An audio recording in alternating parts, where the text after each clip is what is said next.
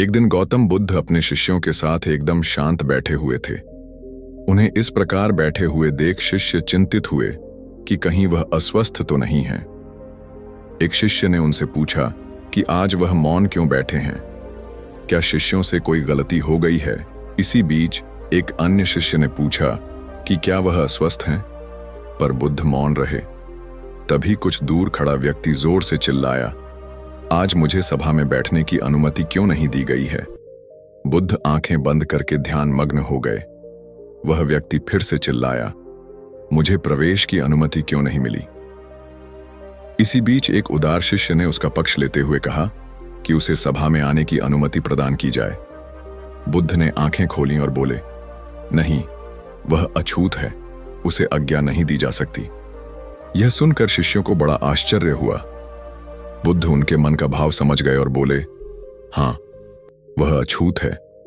इस पर कई शिष्य बोले, हमारे आश्रम में जात पात का कोई भेद ही नहीं, फिर वह अछूत कैसे हो गया।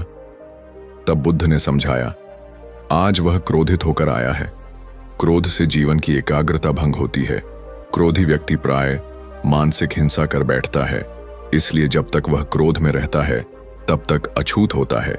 इसलिए उसे कुछ समय एकांत में खड़े रहना चाहिए। क्रोधित शिष्य भी बुद्ध की बातें सुन रहा था। पश्चाताप की अग्नि में तपकर वह समझ चुका था कि अहिंसा ही मनुष्य का महान कर्तव्य व परम धर्म है। वह बुद्ध के चरणों में गिर पड़ा और कभी क्रोध न करने का प्रण लिया। शिक्षा आशय यह है कि क्रोध के कारण व्यक्ति अनर्थ कर बैठता है और पश्चाताप उसे बाद में होता है, जिसका कोई लाभ नहीं मिलता।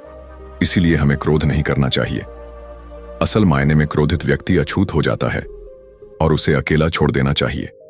क्रोध करने से तन, मन और धन तीनों की हानि होती है। क्रोध से ज्यादा हानिकारक कोई और वस्तु नहीं है। नई सोच, नई प्रेरणा। अगर आप पहली बार आए हैं तो चैनल को सब्सक्राइब जरूर करें। धन्यवाद।